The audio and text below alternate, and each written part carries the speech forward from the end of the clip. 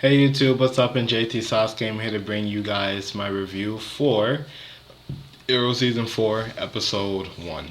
So, get right into this. So, this was a really good episode. I'm going to get this out the way and talk about my thoughts on the episode.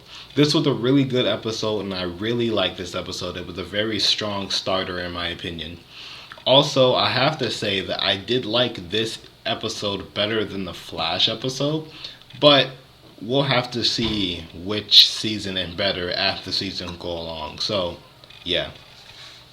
That being said, so the episode starts off with Oliver and Felicity. They've been living in whatever city, I think in Coast City they've been living in for a while. And they're just living a happy, normal life.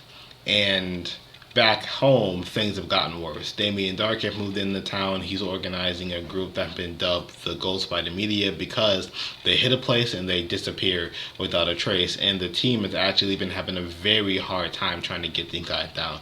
We actually get a very intense action scene, which they're being shot at. We get to see Thea. She's been trained by Laurel, you can tell, and she's using a lot of Laurel's fighting tactics, which is interesting since she got trained by Malcolm Merlin, who is an infinitely better fighter than her. But hey, happens. In the meantime, we go back to Oliver and Felicity, and we come to find that Oliver is going to propose to Felicity, which I thought was very touching. You know what I'm saying? A lot of people don't like the Oliver Felicity romance, but I think it's very cute. I like it. And so we find out that Oliver was going to propose to her only for Laurel and Thea to come and say that they need them back. So they go back to Star City instead of Starling City. They renamed it because Ray Palmer dies. We find out that Felicity is now the CEO of Palmer Tech, and she's actually being considered not to be fit to run the company, which is very interesting. She also does this little cool mention of Oliver possibly getting the company back, and Oliver just like, nah, you ran it better than I did. So it seems like Oliver Queen doesn't want him company, which in the comic books he actually did give up his fortune to live as a common person. So that goes along with the comic books a little bit.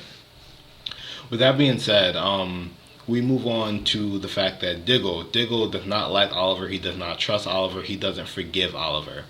And that shows throughout the episode, which is a huge tension between them. There's actually a scene in the train station when they're looking for bombs in the train station that the ghosts are going to be setting off, where Diggle's like, what are we doing, Oliver? We're trying to act like things are the same as they were. And he even has a conversation with his wife in which she actually understands Oliver's reasoning for doing it and forgives him, but he doesn't. And she says that in a time of war, a man does what he thinks is necessary to get the job done. She says she's not saying that what he did was right, but he did what he felt he had to do in order to take down Ra's al Ghul, which is true.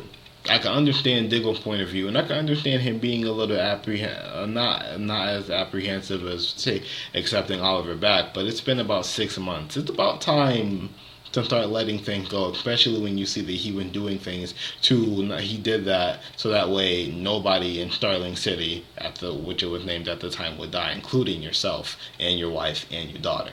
So there. That's how I feel about that. But Oliver comes back, and they actually end up going on a mission to stop Damien Dark. Damien Dark actually goes to the council. There's a council that's running the city, and he tells, instead of them electing a mayor, they run it by council. And he actually tells them that he is the leader of the Ghosts, and he actually is here on behalf of an organization that wants them to let the city die so the city can begin anew. He tells them that they'll be in touch, and he ends up killing three out of the 5 council members. So we see that Captain Lance actually ends up working with them at the end of the episode. But what happens is they actually end up taking on Damien Dark and his people. And it's a huge thing, a huge fight, and Captain Lance and his police officers end up getting there. And we get to see that Thea's actually gone off the rockers a little bit. She's overly aggressive, which has to do with her coming back to life through the Lazarus Pit, but we'll see more of that later and see more of that explained later. We also find out that Damien Dark is using magic or mystical powers to do certain things. He was able to use what I'm assuming is telekinesis to stop the arrows as well and throw them back at Oliver on the train. Eventually, after that, they find out that they're trying to deliver bombs to the train station. They go to the train station. They're not there in the day. They go back and they realize that the reason why they weren't there is because they will be arriving, and they will be arriving at the train station from coming from Central City to Star City, and they're gonna blow up the train station with the bombs on the train. So they go to stop that.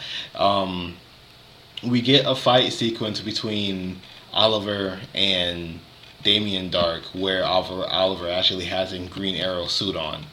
And the two of them battle. Oliver is obviously out of practice and gets beat up. And Diggle has to come in and save him, which I'm surprised Diggle did, but hey.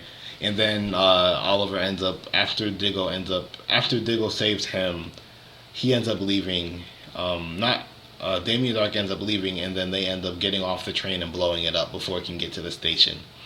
With that being said, we then talk about the end of the episode where Oliver decides to stay along with Felicity, and he announces to the city that he's going to become the symbol of hope that the arrow never was, and he announced himself as the Green Arrow, which is very interesting. We also get a scene after that where Felicity and Oliver are moving into Thea's old place, and she doesn't want to stay there since not Malcolm Merlyn but Ra's al Ghul stabs her in that apartment, and he puts the ring in like a jar of like beans or something to hide it. And what ends up happening, we go 6 months into the future and someone dies, and there's a funeral. Barry missed the funeral, but he asked if there's anything that he wants to do, and he said he just wants to be alone, and that's where the episode ends. So I think this is, like I said, I think this is a really good episode. I'm wondering who died. I think it's Felicity, but we'll have to see. But that's my review. Like I said, really good episode. Very strong opener, and I can't wait to see what happens next week. So thank you guys for watching. Comment down below. Let me know what you guys think. And subscribe to my channel for more Arrow content, alright? Bye, guys. Peace.